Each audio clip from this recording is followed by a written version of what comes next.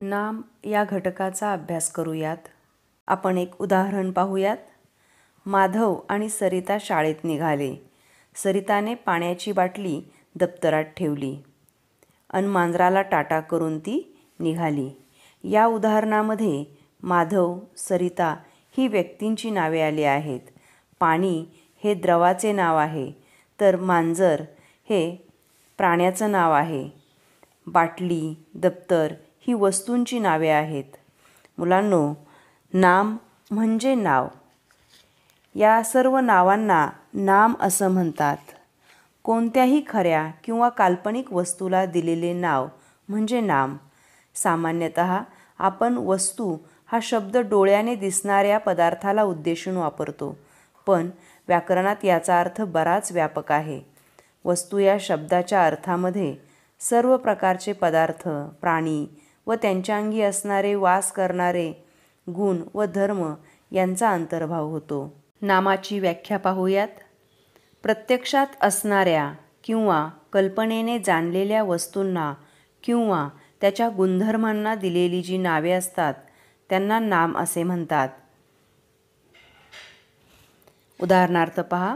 राम, भरत, अजिंक्य, नरेंद्र, सलोनी, साखर, शेंगदाणे, पुस्तक, टेबल, चेंडू, शाळा, पर्वत, डोंगर, फूल, वाघ, प्राणी, पक्षी, गोडी, धैर्य, औदार्य, विद्वत्ता इत्यादी नामांची उदाहरणं आहेत.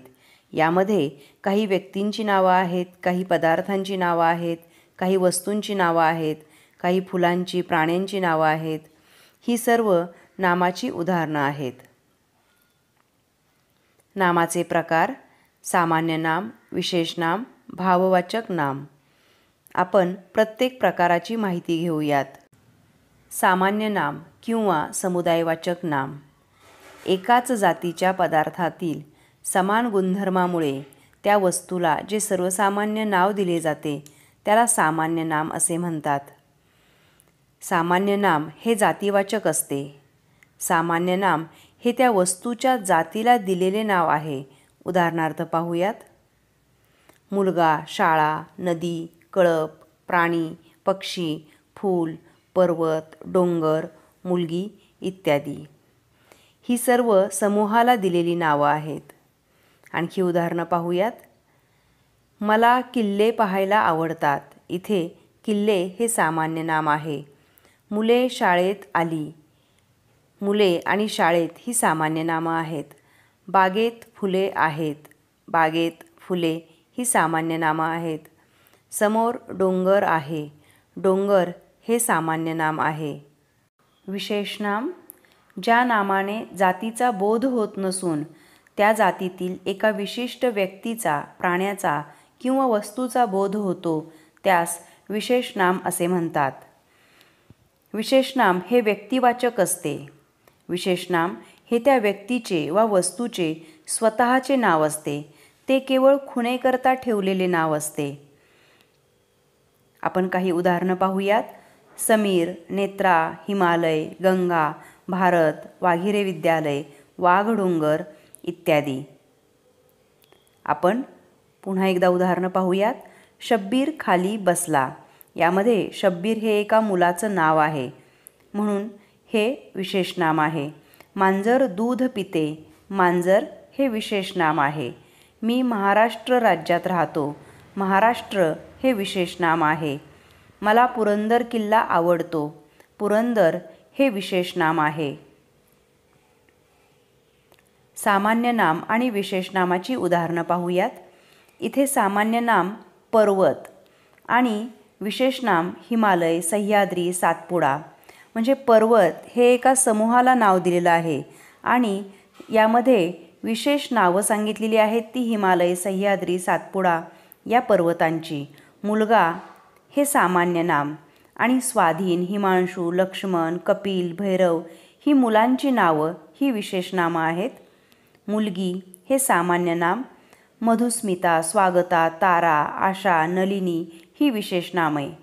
शहर हे सामान्य नाम. नगर, पुणे, दिल्ली, मुंबई, कोल्हापूर ही विशेष नामे. नदी हे सामान्य नाम. गंगा, सिंधू, तापी, नर्मदा, गोदावरी ही विशेष नद्यांची नावं सांगितलेली आहेत. ही विशेष नामं आहेत. भाववाचक नाम, ज्या नामाने प्राणी किंवा वस्तू यांच्यामध्ये असलेल्या गुणधर्म किंवा भाव यांचा बोध होतो त्यास भाववाचक नाम असे म्हणतात. पदार्थाचा गुण किंवा धर्म हा स्वतंत्र वेगळा असत नाही, तो कोणत्या तरी वस्तूच्या आश्रयाने राहतो. भाववाचक नामांना वेगळं अस्तित्व नसतं, कल्पनेने ते आहे असे मानून त्याला नाव दिले जाते. आपण उदाहरणं पाहूयात. धैर्य, कीर्ती, चांगुलपणा, वात्सल्य, गुलामगिरी ही भाववाचक नामे आहेत. सामान्य नाम व विशेष नाम यांनी प्रत्यक्ष किंवा काल्पनिक प्राणी किंवा वस्तू यांचा बोध होतो. भाववाचक नामाने प्राणी किंवा वस्तू यांचा बोध होत नसून त्यांच्यातील गुणांचा किंवा धर्माचा बोध होतो. सामान्य नामाचे अनेक वचन होऊ शकते, पण विशेष नाम व भाववाचक नाम हे कायम एकवचनीच असतात. सर्वनाम या घटकाचा अभ्यास करूयात. सर्वनाम म्हणजे काय हे समजून घेऊयात. मी एक परिच्छेद वाचत आहे. सुधीर हुशार मुलगा आहे. सुधीरच्या बहिणीचे नाव सुमन आहे. सुधीर सुमनला सुमा म्हणतो. सुमन सुधीरला दादा म्हणते. सुधीर आणि सुमन एकाच शाळेत शिकतात. सुधीर आणि सुमन यांच्यात कधीच भांडणे होत नाहीत. सुधीर मोठा असल्याने सुधीर सुमनची काळजी घेतो. मुलांनो, या परिच्छेदामध्ये सुधीर आणि सुमन या भावंडांचं वर्णन आलेलं आहे आणि या वाक्यात सुधीर आणि सुमन ही नामे आहेत. या परिच्छेदात तुमच्या असं लक्षात आलं असेल की मी नामांचा पुन्हा पुन्हा वापर केला आहे. नाम वाक्यात वारंवार आले तर ते कानाला बरे वाटत नाही. नामाचा हा पुनरुच्चार टाळावा म्हणून नामांच्या ऐवजी मी, तू, तो, हा, जो, आपण, कोण, काय यांसारखे शब्द वापरतो. या सर्व नामांना स्वतःचा अर्थ नसतो. ते ज्या नामाबद्दल येतात त्यांचाच अर्थ त्यांना प्राप्त होतो. वाक्यात एखादे नाम येऊन गेल्याशिवाय सर्वनाम येत नाही. नामाचा तो प्रतिनिधी असून नामाचे सर्व प्रकारचे कार्य सर्वनाम करते. आता हाच परिच्छेद आपण पुन्हा एकदा वाचूयात. सुधीर हुशार मुलगा आहे. त्याच्या बहिणीचे नाव सुमन आहे. इथे सुधीरच्या ऐवजी त्याच्या हा शब्द आलेला आहे. तो तिला सुमा म्हणतो. तो आणि तिला, तिला हा शब्द सुमासाठी आलेला आहे. ती त्याला दादा म्हणते. ती हा शब्द सुमनसाठी आलेला आहे. ते एकाच शाळेत शिकतात. ते हा शब्द या दोघांसाठी आलेला आहे. त्यांच्यात कधीच भांडणे होत नाहीत. त्यांच्यात हा शब्द त्या दोघांसाठी आलेला आहे. तो मोठा असल्याने तो तिची काळजी घेतो. तो हा शब्द सुधीरसाठी आहे. पुन्हा एकदा तो आहे. तिची म्हणजे सुमनची. अशा प्रकारे आपण नामाऐवजी इथे त्याच्या, तो, तिला, ती, त्याला, ते, त्यांच्यात, तो, तिची असे शब्द वापरले आहेत. या सर्व शब्दांना सर्वनाम असे म्हणतात. वरील उदाहरणांचा अभ्यास केल्यानंतर आपल्याला सर्वनामाची व्याख्या तयार करता येईल. नामाऐवजी वापरलेला त्याच अर्थाचा विकारी शब्द म्हणजे सर्वनाम होय. सर्वनाम हे नामाऐवजी येत असते. उदाहरणार्थ पाहूयात. मी, तू, तो, हा, जो, आम्ही, त्या, हे, ह्या, जो, ज्या, जी, तुम्ही, तिला, त्याला, त्यांच्या, त्याच्या इत्यादी या सर्व शब्दांना सर्वनाम असे म्हणतात. सर्वनामाचे प्रकार अभ्यासूयात. सर्वनामाचे एकूण 6 प्रकार पडतात.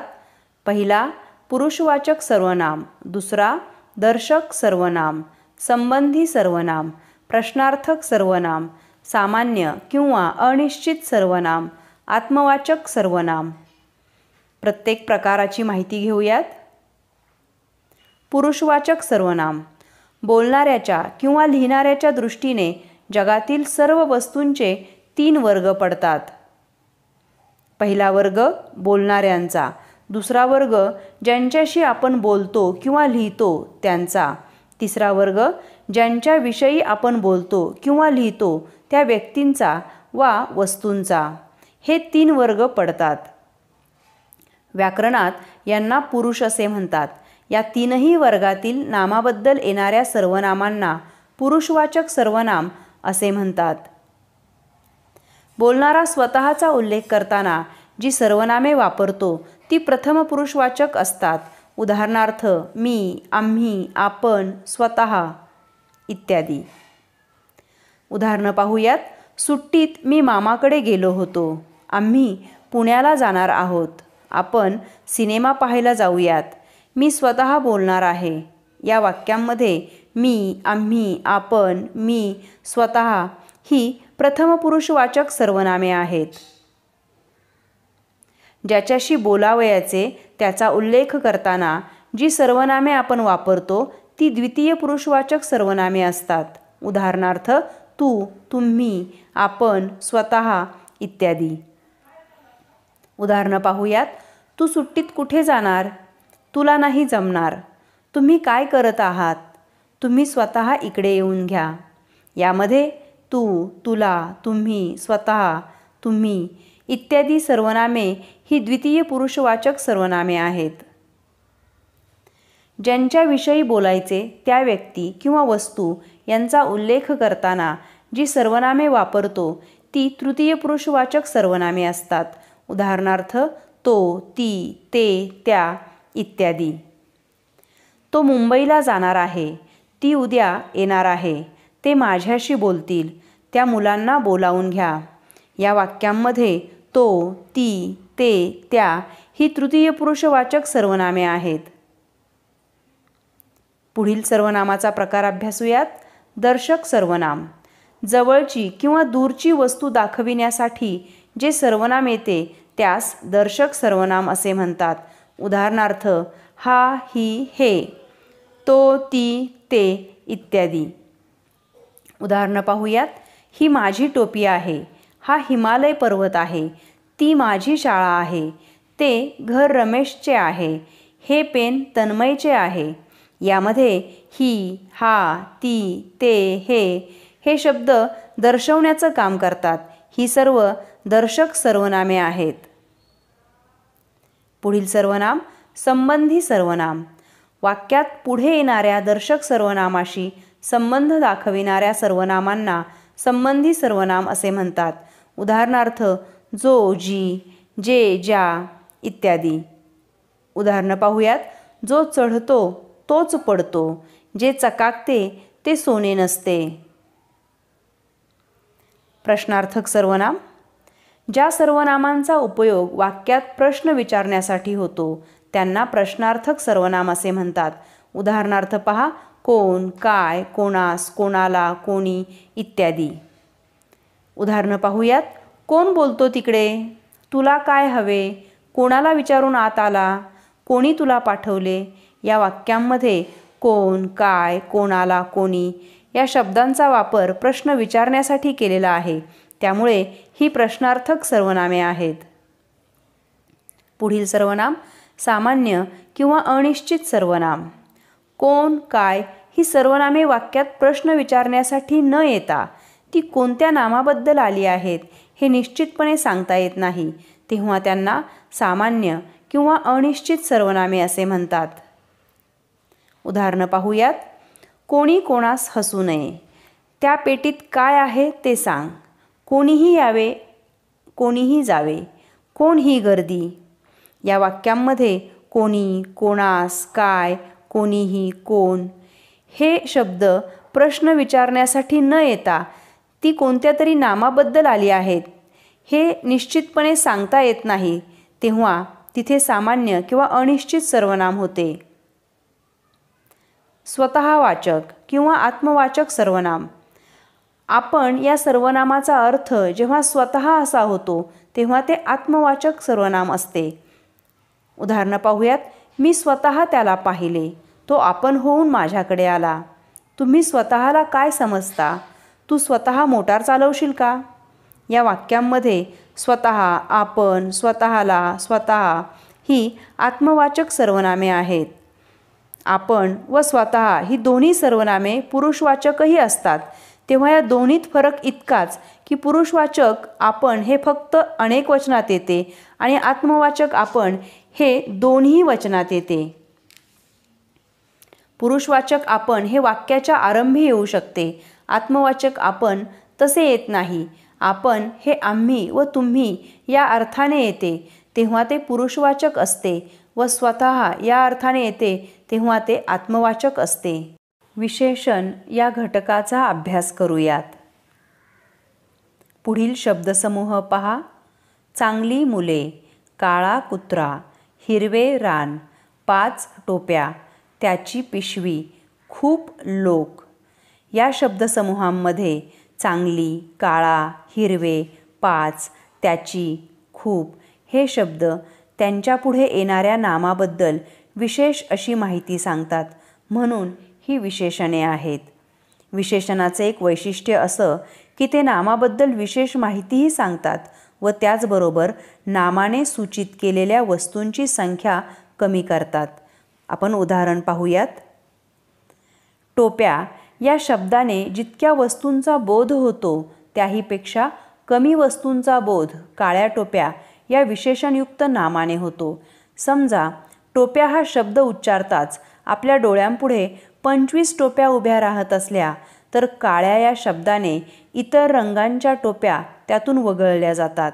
म्हणजे काळ्या या विशेषणाने टोप्यांची संख्या मूळच्या 25पेक्षा कमी झाली.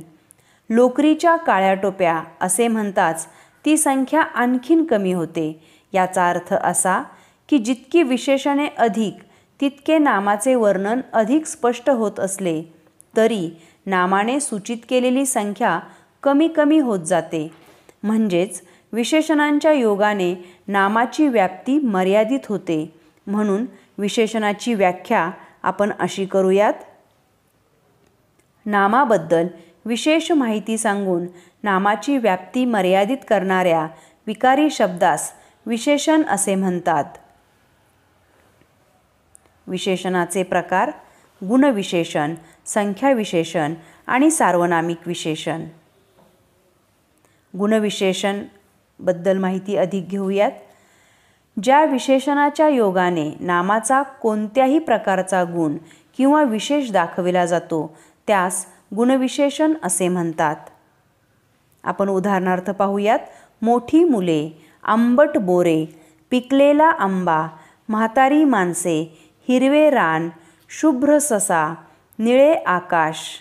यामध्ये मोठी, आंबट, पिकलेला, म्हातारी, हिरवे, शुभ्र, निळे या शब्दांनी नामांचा विशेष असा गुण दाखवलेला आहे. त्यामुळे हे शब्द गुणविशेषण आहेत. संख्याविशेषण: ज्या विशेषणाच्या योगाने नामाची संख्या दाखविली जाते त्यास संख्याविशेषण असे म्हणतात. उदाहरणार्थ पहा. पहिला वर्ग, 8वी इयत्ता, दसपट रुपये, पुष्कळ लोक, काही मुले. यामध्ये पहिला, 8वी, दसपट, पुष्कळ, काही या शब्दांनी आपल्याला नामांची संख्या कळालेली आहे. त्यामुळे हे संख्यावाचक विशेषण आहेत. संख्यावाचक विशेषणाचे प्रकार पाहूयात. संख्यावाचक विशेषणाचे एकूण 5 प्रकार आहेत. गणनावाचक संख्याविशेषण, क्रमवाचक संख्याविशेषण, आवृत्तीवाचक संख्याविशेषण, पृथकत्ववाचक संख्याविशेषण, अनिश्चित संख्याविशेषण.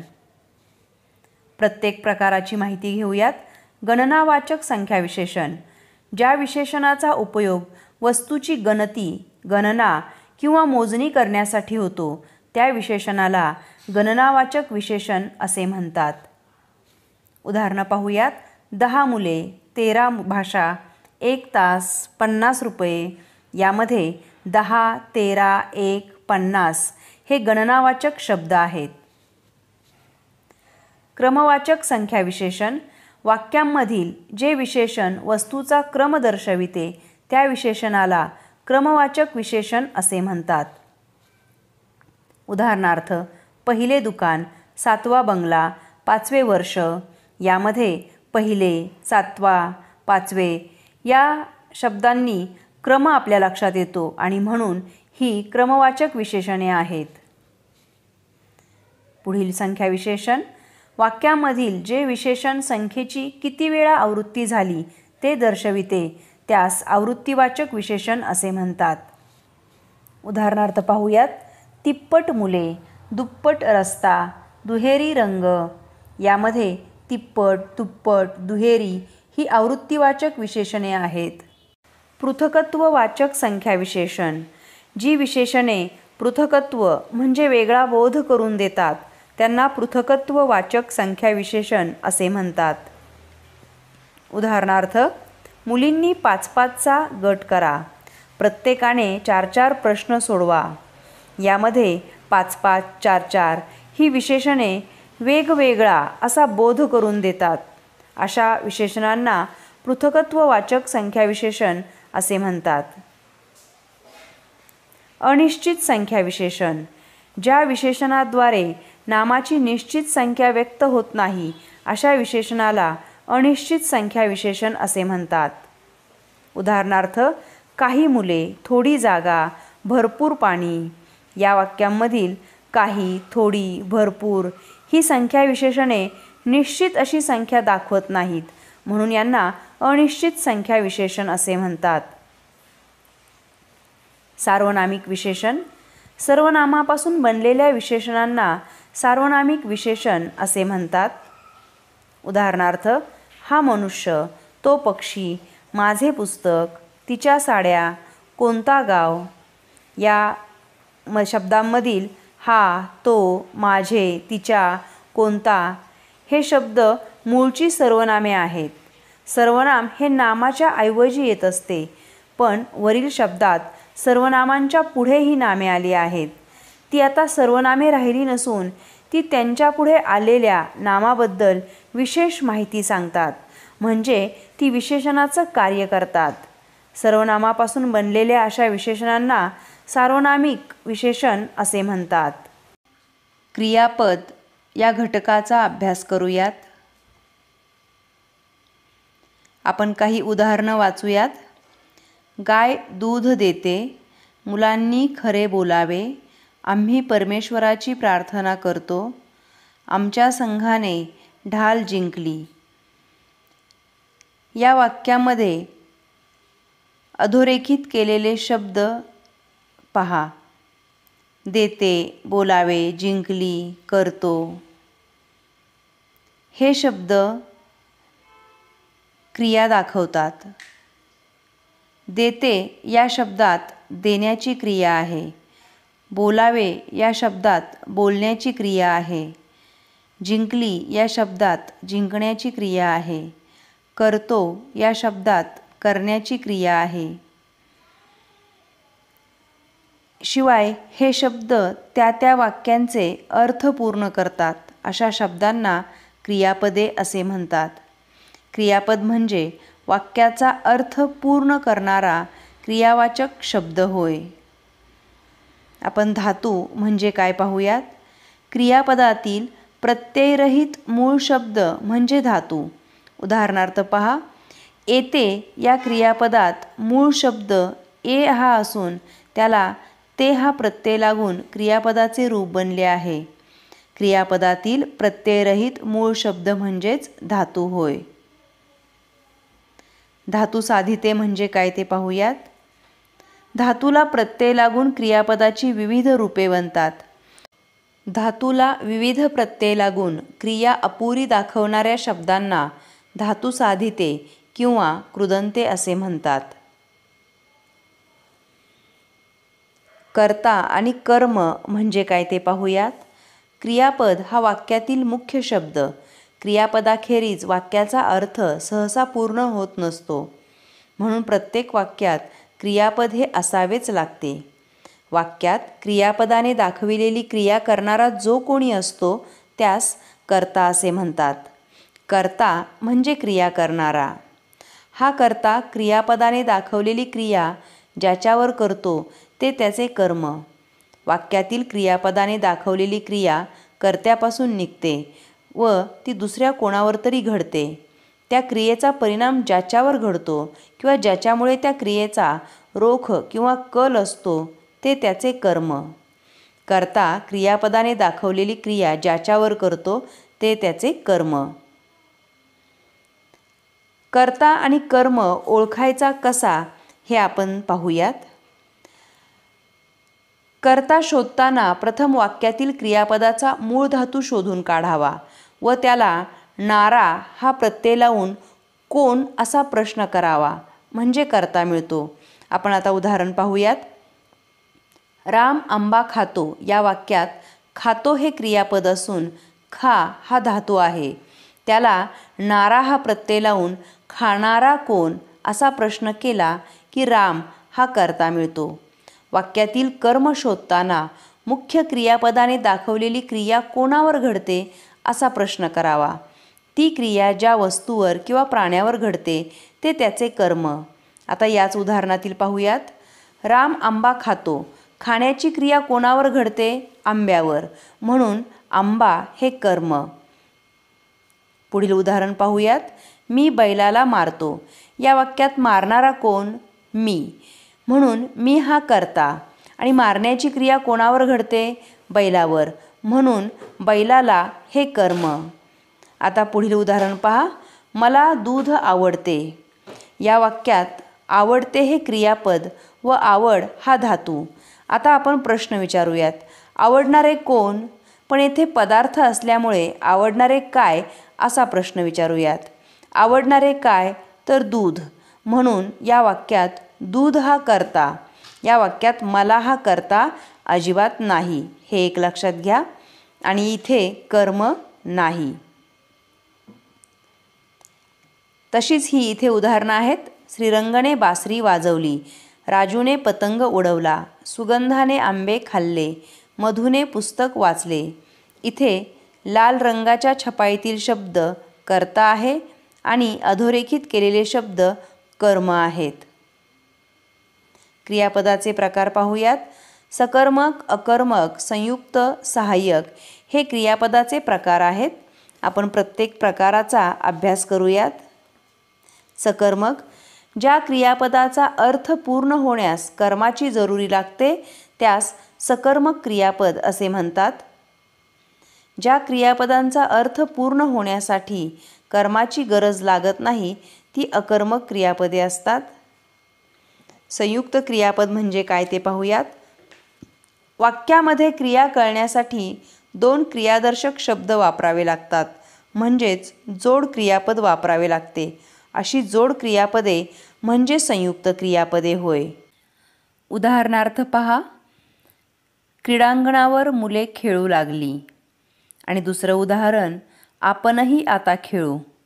पहिल्या वाक्यातील खेळू हा शब्द खेळण्याची क्रिया दाखवतो, पण तो वाक्याचा अर्थ पूर्ण करत नाही, म्हणून ते धातुसाधित आहे. दुसऱ्या वाक्यातील खेळू या क्रियावाचक शब्दाने वाक्याचा अर्थ पूर्ण होतो, म्हणून ते क्रियापद. मग पहिल्या वाक्यात क्रियापद कोणते? तर खेळू लागली या दोन शब्दांनी ती क्रिया पूर्ण होते. नुसते लागली या शब्दाने क्रियेचा अर्थ पूर्ण होत नाही. खेळू लागली या संयुक्त शब्दात खेळू हे धातुसाधित असून लागली या क्रियावाचक शब्दाने खेळण्याची क्रिया पूर्ण करण्यास म्हणजे क्रियापदाचे रूप बनविण्यास सहाय्य केले, म्हणून लागली हे सहाय्यक क्रियापद. खेळू लागली हे क्रियापद धातुसाधित व सहाय्यक क्रियापद यांच्या संयोगाने बनले आहे, म्हणून अशा क्रियापदाला संयुक्त क्रियापद असे म्हणतात. सहाय्यक क्रियापद म्हणजे काय ते पाहूयात. जेव्हा वाक्यात धातुसाधित व क्रियापद हे दोन्ही मिळून एकाच क्रियेचा बोध होतो तेव्हा धातुसाधिताला मदत करावयास येणाऱ्या क्रियापदास सहाय्यक क्रियापद असे म्हणतात. उदाहरणं पाहूयात. बाळ एवढा लाडू खाऊन टाक आणि बाळ एवढा लाडू खाऊन जा. पहिल्या वाक्यात खाऊन टाक हे संयुक्त क्रियापद आहे. येथे खाण्याची व टाकण्याची अशा दोन क्रिया नसून खाऊन टाक याचा अर्थ खा यातील दोन शब्दांनी एकाच क्रियेचा बोध होतो. दुसऱ्या वाक्यातील खाऊन जा या शब्दात खाण्याची व नंतर जाण्याची अशा दोन वेगळ्या क्रिया आहेत. म्हणून खाऊन जा हे संयुक्त क्रियापद नसून जा हे मुख्य क्रियापद व खाऊन हे धातुसाधित आहे. संयुक्त क्रियापदातील धातुसाधितावरून मूळ क्रियेचा बोध होतो, तर विधानाला केवळ पूर्णता आणण्याचे काम सहाय्यक क्रियापद करते. क्रियाविशेषण अव्ययाचा अभ्यास करूयात. मी एक परिच्छेद वाचून दाखवत आहे, तो शांततेत ऐका. रवी वारंवार आजारी पडतो. त्याचे घर शाळेच्या पलीकडे आहे. मी अनेकदा त्याच्या घरी जातो. आजही गेलो होतो. मला पाहताच तो झटकन उठला. मी त्याला म्हणालो, तू हल्ली सारखा आजारी पडतो आहेस. मी काल तुझी खूप वाट पाहिली. मला तुझ्याशिवाय अजिबात करमत नाही. मी तुला नेहमी सांगतो की दररोज व्यायाम कर. तुझ्या शरीराची ताकद आपोआप वाढेल. वरील परिच्छेदातील अधोरेखित केलेले शब्द क्रियाविशेषण अव्यय आहेत. क्रियाविशेषण अव्यय वाक्यातील क्रियापदाबद्दल अधिक माहिती देतात. क्रियाविशेषण अव्ययाची व्याख्या पाहूयात. क्रियापदाबद्दल विशेष माहिती सांगून जे शब्द अविकारी राहतात त्यांना क्रियाविशेषण अव्यय असे म्हणतात. उदाहरणार्थ पहा. काल शाळेला सुट्टी होती. या वाक्यामध्ये सुट्टी असण्याच्या क्रियेबद्दल अधिक माहिती सांगण्यासाठी काल हे क्रियाविशेषण अव्यय वापरलेले आहे. पुढील उदाहरण. रस्त्यातून जपून चालावे. चालणे या क्रियेबद्दल अधिक माहिती सांगण्यासाठी जपून हे क्रियाविशेषण अव्यय वापरलेले आहे. पुढील उदाहरण. तो वाचताना नेहमी अडखळतो. अडखळण्याच्या क्रियेबद्दल अधिक माहिती सांगण्यासाठी नेहमी हे क्रियाविशेषण अव्यय वापरलेले आहे. मी अनेकदा बजावले. बजावण्याच्या क्रियेबद्दल अधिक माहिती सांगण्यासाठी अनेकदा हे क्रियाविशेषण अव्यय वापरण्यात आलेले आहे. क्रियाविशेषण अव्ययांचे प्रकार. 1. कालवाचक क्रियाविशेषण अव्यय. 2. स्थलवाचक क्रियाविशेषण अव्यय. 3. रीतिवाचक क्रियाविशेषण अव्यय. 4. परिमाणवाचक किंवा संख्यावाचक क्रियाविशेषण अव्यय. आपण प्रत्येक क्रियाविशेषण अव्ययाच्या प्रकाराची माहिती घेऊयात. पहिला प्रकार कालवाचक क्रियाविशेषण अव्यय. जे क्रियाविशेषण क्रिया घडण्याची वेळ किंवा काळ दर्शविते त्यास कालवाचक क्रियाविशेषण अव्यय असे म्हणतात. उदाहरणार्थ. अजित काल गावाला गेला होता. या वाक्यामध्ये कर्त्याची गावाला जाण्याची क्रिया केव्हा घडली आहे याबद्दल अधिक माहिती सांगण्यासाठी काल हे क्रियाविशेषण वापरले आहे. काल या शब्दामुळे वाक्यातील क्रिया घडण्याची वेळ समजते. त्यामुळे काल या शब्दाला कालवाचक क्रियाविशेषण अव्यय असे म्हणतात. मीना दररोज बागेत जाते. या वाक्यामध्ये कर्त्याची बागेत जाण्याची क्रिया केव्हा घडते याबद्दल अधिक माहिती सांगण्यासाठी दररोज हे क्रियाविशेषण वापरलेले आहे. दररोज या शब्दामुळे वाक्यातील क्रिया घडण्याचा काळ समजतो. त्यामुळे दररोज या शब्दाला कालवाचक क्रियाविशेषण अव्यय असे म्हणतात. पुढील उदाहरण. अभिजित सतत गाणे गुणगुणत असतो.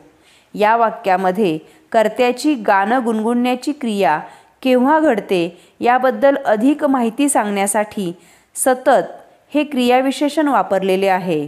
सतत या शब्दामुळे वाक्यातील क्रिया किती काळ घडते हे समजते. त्यामुळे सतत या शब्दाला कालवाचक क्रियाविशेषण अव्यय असे म्हणतात. पुढील उदाहरण.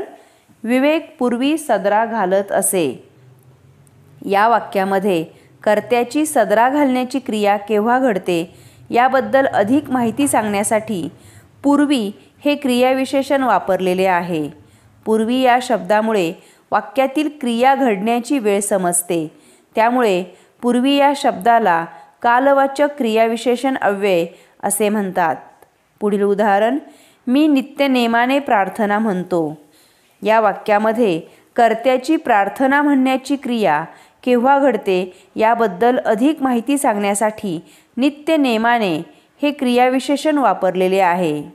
नित्य नेमाने या शब्दामुळे वाक्यातील क्रिया घडण्याचा काळ समजतो. त्यामुळे नित्य नेमाने या शब्दाला कालवाचक क्रियाविशेषण अव्यय असे म्हणतात. स्थलवाचक क्रियाविशेषण अव्यय. जे क्रियाविशेषण क्रिया घडण्याचे स्थान किंवा स्थळ दर्शविते त्यास स्थलवाचक क्रियाविशेषण अव्यय असे म्हणतात. उदाहरणार्थ पाहूयात. परमेश्वर सर्वत्र असतो या वाक्यामध्ये क्रिया कुठे घडत आहे याबद्दल अधिक माहिती सांगण्यासाठी सर्वत्र हे क्रियाविशेषण वापरलेले आहे. सर्वत्र या शब्दामुळे वाक्यातील क्रिया घडण्याचे स्थान समजते. त्यामुळे सर्वत्र या शब्दाला स्थलवाचक क्रियाविशेषण अव्यय असे म्हणतात. पुढील उदाहरण. इथे खूप शांतता आहे. या वाक्यामध्ये क्रिया कुठे घडत आहे याबद्दल अधिक माहिती सांगण्यासाठी इथे हे क्रियाविशेषण वापरलेले आहे. इथे या शब्दामुळे वाक्यातील क्रिया घडण्याचे स्थान समजते. त्यामुळे इथे या शब्दाला स्थलवाचक क्रियाविशेषण अव्यय असे म्हणतात. पुढील उदाहरण. आमची मांजर खाली लपली आहे. या वाक्यामध्ये क्रिया कुठे घडत आहे याबद्दल अधिक माहिती सांगण्यासाठी खाली हे क्रियाविशेषण वापरलेले आहे. खाली या शब्दामुळे वाक्यातील क्रिया घडण्याचे स्थान समजते. त्यामुळे खाली या शब्दाला स्थलवाचक क्रियाविशेषण अव्यय असे म्हणतात. पुढील उदाहरण. माझा भाऊ नदीच्या पलीकडे राहतो. या वाक्यामध्ये क्रिया कुठे घडत आहे याबद्दल अधिक माहिती सांगण्यासाठी पलीकडे हे क्रियाविशेषण वापरलेले आहे. पलीकडे या शब्दामुळे वाक्यातील क्रिया घडण्याचे स्थान समजते. त्यामुळे पलीकडे या शब्दाला स्थलवाचक क्रियाविशेषण अव्यय असे म्हणतात. क्रियाविशेषण अव्ययाचा पुढील प्रकार. रीतिवाचक क्रियाविशेषण अव्यय. जे क्रियाविशेषण क्रिया घडण्याची रीत दर्शविते किंवा क्रिया कशा प्रकारे घडत आहे हे दर्शविते त्यास रीतिवाचक क्रियाविशेषण अव्यय असे म्हणतात. उदाहरण पाहूयात. रिया सावकाश चालते. या वाक्यामध्ये कर्त्याची चालण्याची क्रिया कशा प्रकारे घडत आहे याबद्दल अधिक माहिती सांगण्यासाठी सावकाश हे क्रियाविशेषण वापरलेले आहे. सावकाश या शब्दामुळे वाक्यातील क्रिया घडण्याची रीत समजते. त्यामुळे सावकाश या शब्दाला रीतिवाचक क्रियाविशेषण अव्यय असे म्हणतात. पुढील उदाहरण. विवेक पटापट जेवतो. या वाक्यामध्ये कर्त्याची जेवण्याची क्रिया कशा प्रकारे घडत आहे याबद्दल अधिक माहिती सांगण्यासाठी पटापट हे क्रियाविशेषण वापरलेले आहे. पटापट या शब्दामुळे वाक्यातील क्रिया घडण्याची रीत समजते. त्यामुळे पटापट या शब्दाला रीतिवाचक क्रियाविशेषण अव्यय असे म्हणतात. पुढील उदाहरण. सतीश जलद काम करतो. या वाक्यामध्ये कर्त्याची काम करण्याची क्रिया कशा प्रकारे घडत आहे याबद्दल अधिक माहिती सांगण्यासाठी जलद हे क्रियाविशेषण वापरलेले आहे. जलद या शब्दामुळे वाक्यातील क्रिया घडण्याची रीत समजते. त्यामुळे जलद या शब्दाला रीतिवाचक क्रियाविशेषण अव्यय असे म्हणतात. पुढील उदाहरण. झाडातून टप-टप पाणी पडते. या वाक्यामध्ये कर्त्याची पाणी पडण्याची क्रिया कशा प्रकारे घडत आहे याबद्दल अधिक माहिती सांगण्यासाठी टप-टप हे क्रियाविशेषण वापरलेले आहे. टप-टप या शब्दामुळे वाक्यातील क्रिया घडण्याची रीत समजते. त्यामुळे टप-टप या शब्दाला रीतिवाचक क्रियाविशेषण अव्यय असे म्हणतात. क्रियाविशेषण अव्ययाचा पुढील प्रकार. परिमाणवाचक किंवा संख्यावाचक क्रियाविशेषण अव्यय. जे क्रियाविशेषण क्रिया किती वेळा घडली आहे हे अथवा क्रिया घडण्याचे परिमाण दर्शविते त्यास संख्यावाचक किंवा परिमाणवाचक क्रियाविशेषण अव्यय असे म्हणतात. उदाहरणार्थ पहा. सरांनी सरिताची उत्तरपत्रिका 4दा तपासली. या वाक्यामध्ये क्रिया किती वेळा घडत आहे याचा निश्चित बोध होतो आणि त्याबद्दल अधिक माहिती सांगण्यासाठी 4दा हे क्रियाविशेषण वापरलेले आहे. चारदा या शब्दामुळे वाक्यातील क्रिया 4 वेळा घडली आहे हे समजते. त्यामुळे चारदा या शब्दाला संख्यावाचक क्रियाविशेषण अव्यय असे म्हणतात. पुढे दिलीप मोजकेच बोलतो. या वाक्यामध्ये क्रिया किती वेळा घडत आहे याचा निश्चित बोध होत नाही. मात्र क्रिया घडण्याचे परिमाण दर्शवण्यासाठी मोजकेच हे क्रियाविशेषण वापरलेले आहे. त्यामुळे मोजकेच या शब्दाला परिमाणवाचक क्रियाविशेषण अव्यय असे म्हणतात. पुढील उदाहरण, लता गाण्याचा 1000दा रियाज करते. या वाक्यामध्ये क्रिया किती वेळा घडत आहे याचा निश्चित बोध होतो आणि त्याबद्दल अधिक माहिती सांगण्यासाठी 1000दा हे क्रियाविशेषण वापरलेले आहे. 1000दा या शब्दामुळे वाक्यातील क्रिया 1000 वेळा घडली आहे असे समजते. त्यामुळे 1000दा या शब्दाला संख्यावाचक क्रियाविशेषण अव्यय असे म्हणतात. शब्दयोगी अव्ययाचा अभ्यास करूयात. मी एक परिच्छेद वाचत आहे, लक्षपूर्वक ऐका. जाईच्या मांडवावर सूर्याची सोनेरी किरणे पसरली. साळुंकीने घरट्याबाहेर झेप घेतली. तिच्या मागोमाग तिचा जोडीदारही बाहेर पडला. याच संधीची तो मुलगा मघापासून वाट पाहत होता. त्याची आई जाईच्या मांडवाखाली फुले वेचत होती. साळुंकी दूर हिरवळीवर पिलांसाठी चारा टिपीत होती.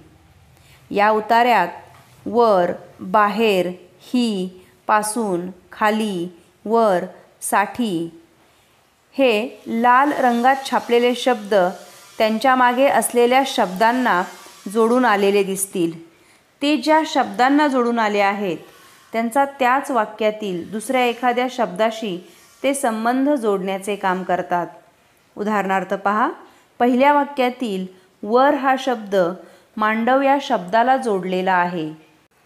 तो मांडव व पसरली या 2 शब्दांचा संबंध जोडण्याचेही काम करतो. हे शब्दाला जोडून येतात म्हणून यांना शब्दयोगी अव्यय असे म्हणतात. लिहिताना देखील हे शब्द मागील शब्दांना जोडूनच लिहावयास हवेत. तसे पाहिले तर शब्दयोगी हे स्वतंत्र असे शब्द नाहीत. वर, खाली, मागे, पुढे, बाहेर, पूर्वी, समोर यांसारखे शब्द मूळची क्रियाविशेषणे आहेत. हे आपण पाहिलेलं आहे. पण वरील उतार्यात वाक्यात वर, खाली, बाहेर हे शब्द स्वतंत्रपणे येऊन क्रियापदाबद्दल विशेष माहिती सांगत नाहीत म्हणून ती क्रियाविशेषणे नाहीत. वरील वाक्यात त्यांचे कार्य त्याहून वेगळे आहे. ते शब्दांना जोडून येऊन त्यांचा त्याच वाक्यातील दुसऱ्या एखाद्या शब्दाशी संबंध जोडतात. ही शब्दयोगी अव्यये वाक्यात नसती तर त्या वाक्याचा अर्थ नीटपणे लागला नसता. वरील उतार्यातील सर्व शब्दयोगी अव्यये गाळून उतारा वाचून पहा. त्यांच्या अभावी वाक्याचा अर्थ नीट लागत नाही म्हणून यांना शब्दांच्या जातीत स्थान मिळाले आहे. या शब्दांच्या रूपात लिंग, वचन, पुरुष, विभक्ती यामुळे बदल किंवा विकार होत नाही म्हणून यांना अविकारी किंवा अव्यय असे म्हणतात. शब्दयोगी अव्ययांची व्याख्या पाहूयात. जे अव्यय शब्दाला जोडल्याने त्या शब्दाचा इतर दुसऱ्या शब्दाशी असलेला संबंध दाखविला जातो त्या अव्ययास शब्दयोगी अव्यय असे म्हणतात. शब्दयोगी अव्ययांची वैशिष्ट्ये. शब्दयोगी अव्यये मुख्यतः नामाला किंवा नामाचे कार्य करणाऱ्या शब्दाला जोडून येतात. पण कधीकधी ते क्रियापदे व क्रियाविशेषणे यांनासुद्धा जोडून येतात. शब्दयोगी अव्यय ज्या शब्दांना जोडून येते तो त्या शब्दाचा त्याच वाक्यातील दुसऱ्या शब्दाशी संबंध दाखवते. शब्दयोगी अव्ययामध्ये लिंग, वचन, विभक्तीनुसार कोणताही बदल होत नाही. शब्दयोगी अव्यये शब्दाला जोडून येताना त्यांच्या मागील शब्दाचे सामान्य रूप होते. उदाहरणार्थ पाहूयात. त्याच्या घरावर कौले आहेत. टेबलाखाली पुस्तक पडले. सूर्य ढगामागे लपला. देवासमोर दिवा लावला. शाळेपर्यंत रस्ता आहे. सायंकाळी मुले घराकडे गेली. शेतकरी दुपारी झाडाखाली विश्रांती घेत होता. आमच्या शाळेसमोर एक फुलबाग आहे. गुरुजी फळ्याजवळ उभे राहून शिकवत होते. इथे अधोरेखित केलेले शब्द शब्दयोगी अव्यय आहेत.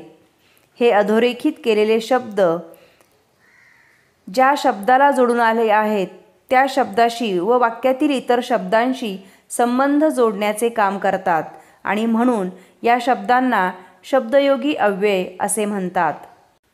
अनेक क्रियाविशेषणे शब्दयोगी अव्यय म्हणून वापरली जातात. अशा वेळी ती प्रत्ययांप्रमाणे शब्दांना जोडूनच लिहायची असतात. आपण इथे ही 2 वाक्य पाहूयात. तो पूर्वी सैन्यात होता. इथे पूर्वी हे क्रियाविशेषण अव्यय म्हणून आलेले आहे. जेवणापूर्वी हात धुवावेत. इथे पूर्वी हे शब्दयोगी अव्यय म्हणून आलेले आहे. पूर्वी आपण प्रत्यय जोडण्यापूर्वी नामांचे सर्वनामांचे सामान्य रूप होते हे पाहिले.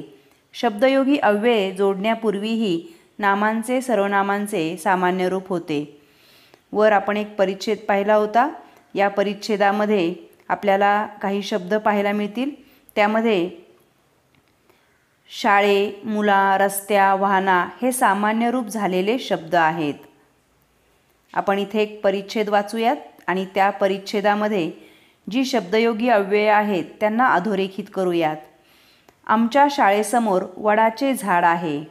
इथे समोर हे शब्दयोगी अव्यय आहे. झाडाभोवती भक्कम पार बांधला आहे. भोवती हे शब्दयोगी अव्यय आहे. त्या पारावर बसून आम्ही डबा खातो. वर हे शब्दयोगी अव्यय आहे. झाडाखाली खेळतो. खाली हे शब्दयोगी अव्यय आहे. शाळेची घंटा होईपर्यंत झाडाजवळ मुलांची गर्दी असते. पर्यंत, जवळ ही शब्दयोगी अव्यये आहेत. हे वडाचे झाड शाळेच्या पहिल्या दिवसापासून मला एखाद्या मित्राप्रमाणे वाटते. पासून, प्रमाणे ही शब्दयोगी अव्यये आहेत. शब्दयोगी अव्यय व क्रियाविशेषण अव्यय यातील फरक पाहूयात. इथे 2 गटात वाक्य दिलेली आहेत ती वाचूयात. गट 1 आणि गट 2. मी रोज सकाळी 6 पूर्वी उठतो. पूर्वी राजेशाही होती. तो आरशासमोर उभा होता. माझा मित्र समोर उभा होता. डोंगरावर हिरवेगार गवत उगवले होते. ताईने वर पाहिले. वरील दोन्ही गटात पूर्वी, समोर, वर हे शब्द दिसतात. पहिल्या गटात ते शब्दांना जोडून आले आहेत म्हणून ती शब्दयोगी अव्यये आहेत. दुसऱ्या गटात ते स्वतंत्रपणे आले असून वाक्यातील क्रियापदांबद्दल विशेष माहिती सांगतात म्हणून ती क्रियाविशेषण अव्यये आहेत. पुढील प्रश्न पाहूयात. खालील वाक्यातील शब्दयोगी अव्यये ओळखा व ती कोणत्या शब्दांशी संबंध जोडतात ते लिहा. पहिलं उदाहरण पाहूयात. मी परीक्षेनंतर पोहण्यास शिकणार आहे. या वाक्यामध्ये नंतर हे शब्दयोगी अव्यय आहे. परीक्षा आणि शिकणे या 2 शब्दांशी ते संबंध जोडते. पुढील वाक्य. तुझ्या देखील हे लक्षात कसे आले नाही. देखील हे शब्दयोगी अव्यय आहे. तुझ्या आणि लक्षात न येणं यांशी हे संबंध जोडते. पुढील वाक्य. रस्त्यावरील विजेचे दिवे गेले होते. वरील हे शब्दयोगी अव्यय आहे. रस्ता आणि दिवे जाणे या शब्दांशी ते संबंध जोडते. पुढील वाक्य. देशाला देण्यासाठी तुमच्याकडे 10 मिनिटे वेळ आहे का. साठी आणि कडे ही 2 शब्दयोगी अव्यये आहेत. देणे, तुमच्या आणि वेळ असणे या शब्दांशी ते संबंध जोडते. उभयान्वयी अव्ययाचा अभ्यास करूयात. पुढील वाक्य वाचा. माझ्या आईने मंडईतून बटाटे व कांदे आणले. मी शाळेच्या इमारतीत पाऊल टाकले आणि पावसाला सुरुवात झाली. शिरीष दंगा करतो म्हणून शेवटी मार खातो. इथे लाल रंगामध्ये छापलेले शब्द 2 वाक्य 2 शब्द जोडण्याचे काम करतात. या वाक्यामधील पहिल्या वाक्यात व हा शब्द बटाटे आणि कांदे या 2 शब्दांना जोडतो. पुढील वाक्यामध्ये आणि हा शब्द 2 वाक्यांना जोडतो. तिसऱ्या वाक्यामध्ये म्हणून हा शब्द 2 वाक्य जोडतो. 2 किंवा अधिक शब्द अथवा 2 किंवा अधिक वाक्ये यांना जोडणाऱ्या शब्दाला उभयान्वयी अव्यय असे म्हणतात. उभय या शब्दाचा अर्थ 2 व अन्वय या शब्दाचा अर्थ संबंध असा आहे.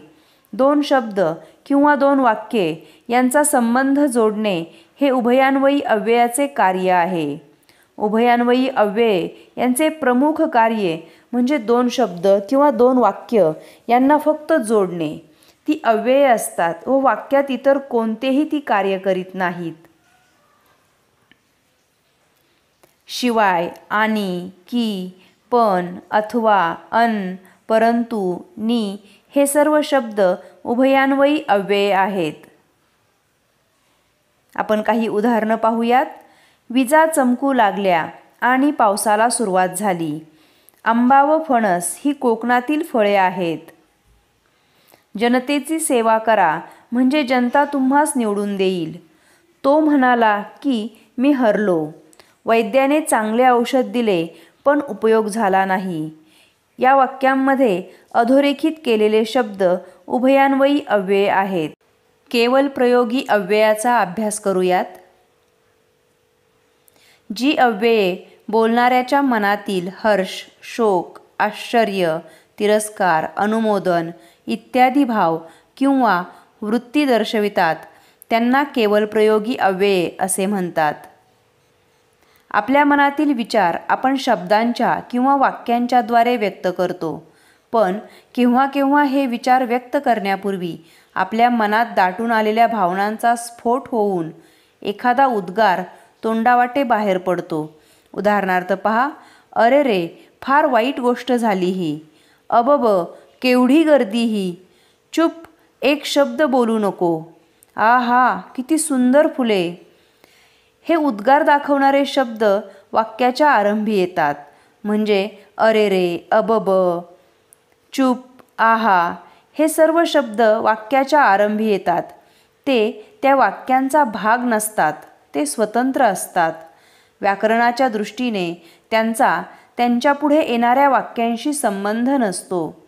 वाक्यात केवळ वापरायचे किंवा त्यांचा केवळ प्रयोग करायचा म्हणून ते उच्चारले जातात. म्हणून अशा शब्दांना केवल प्रयोगी असे म्हणतात. किंवा ते उद्गार व्यक्त करणारे असतात म्हणून त्यांना उद्गारवाचक शब्द असेही म्हणतात. हे शब्द वाक्याच्या बाहेर असतात. ते वाक्याचा भाग नसल्यामुळे त्यांना विभक्ती प्रत्यय नसतो. तसे पाहिले तर एक एक उद्गार म्हणजे एक स्वतंत्र वाक्यच असते. ओहो, या उद्गाराने मला आश्चर्य वाटते. शाब्बास, म्हटले की फार चांगले केलेस किंवा तू उत्कृष्ट कामगिरी बजावलीस या वाक्यांचा त्यात अर्थ येतो. पण या वाक्यातील विचार शब्दांनी व्यक्त होण्यापूर्वी त्या भावनेचा उद्गार प्रथम आपल्या तोंडातून बाहेर पडतो. वाक्याच्या अर्थाच्या दृष्टीने केवल प्रयोगी अव्यये निरर्थक असली तरी भावना व्यक्त करण्याच्या दृष्टीने ती प्रभावी असतात. वाक्यांना डौल किंवा शोभा आणतात व भाषाशैलीत भर टाकतात. म्हणून शब्दांच्या जातीत त्यांना स्थान लाभले आहे.